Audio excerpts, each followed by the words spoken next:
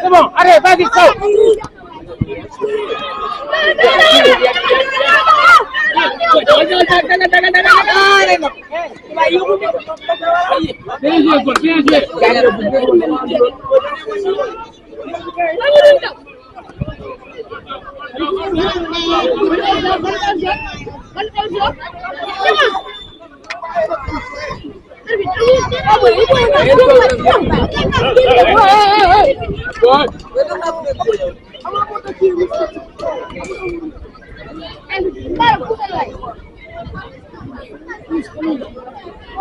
Wajo dengan lo wae. Muli jox ko dem.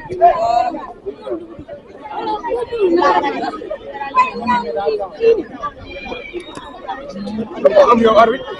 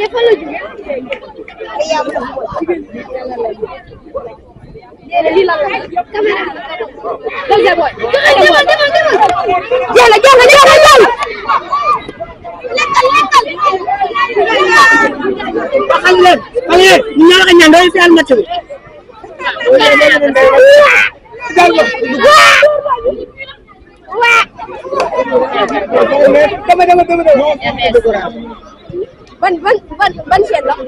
54. ah. 54. 54. lu ma jël.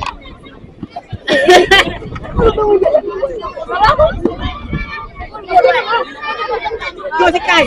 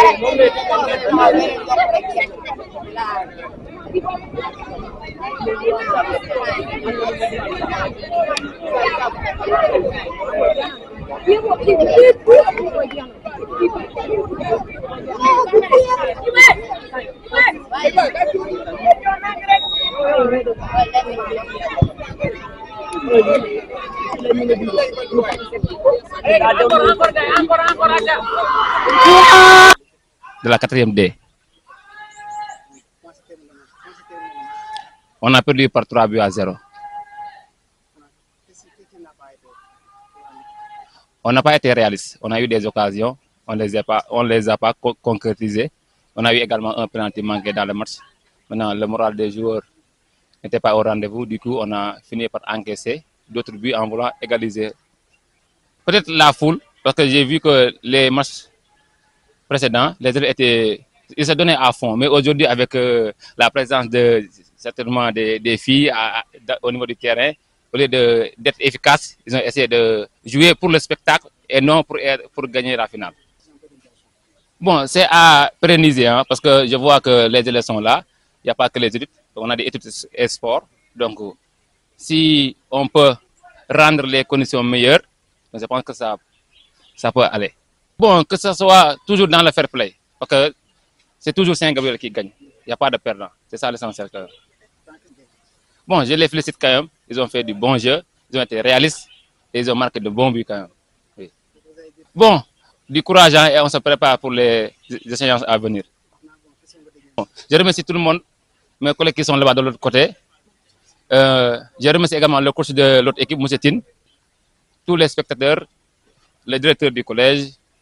Je vous remercie également d'être venus.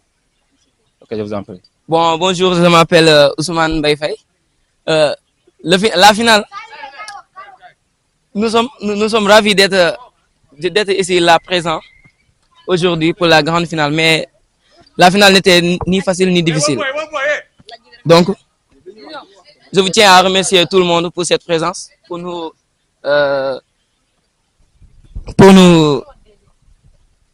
féliciter ou nous supporter. Je remercie à tout le monde.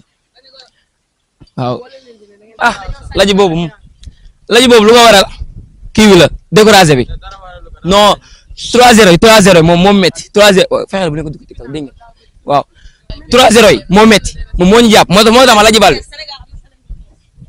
match bi moom neexoon na trop parce que gisoon naa rivalité gisoon naa booy tamit amoon nañ ambition pour gagner.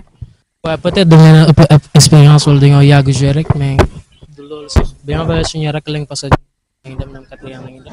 Mais match bi neexoon na trop. Bonjour à tout le monde et Monsieur Tine, Joseph Tomatine. Voilà, aujourd'hui, nous avons commencé avec le lancement des activités. Nous avons les finales des 4e et 3e, football comme handball. Et lors de ces finales se sont jouées dans la convivialité, dans la fraternité, dans l'esprit du fair play, comme l'a suggéré le frère directeur dans son discours de lancement. Voilà, donc il y avait vraiment de l'ambiance. On sentait vraiment que les élèves étaient épanouis, ils étaient contents. Parce qu'ils ont suivi de très beaux matchs.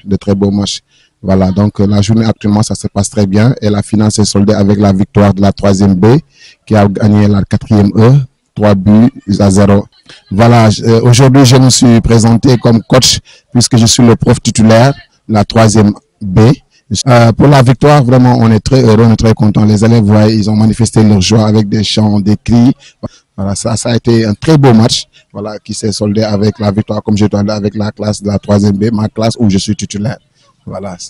Le match, vraiment, il n'y a pas eu d'incident. Ça s'est bien déroulé. Voilà, et je vois que les élèves ont incarné cet esprit de non-violence. Et c'est pourquoi il n'y a pas eu d'incident. Il n'y a pas eu de blessure aussi. Voilà, nous rendons grâce à Dieu. À l'autre équipe, bon, ils n'ont pas démérité puisqu'ils ont joué. Ils n'ont pas démérité. Mais puisque dans tout match, il y aura toujours un vainqueur et un vaincu. À ces genres d'activités. Bon, ce sont des activités à promouvoir dans tous les établissements, comme nous le faisons, l'esprit, parce qu'on a des journées culturelles, sportives et culturelles. Je pense que tout établissement doit aller dans ce même sens, organiser des tournois de football, comme nous l'avons fait aujourd'hui, les interclasses, jusqu'à arriver en finale, et que ça se joue dans l'esprit du fair play. Nous voulons vraiment que tous les autres établissements vraiment puissent aussi copier de nous, et puis pour que ça puisse vraiment valoriser l'esprit du football et les talents aussi. C'est aussi parce qu'on a vu de très bons jeux, de élèves qui jouent très bien, et pourquoi pas, cela peut être leur destinée.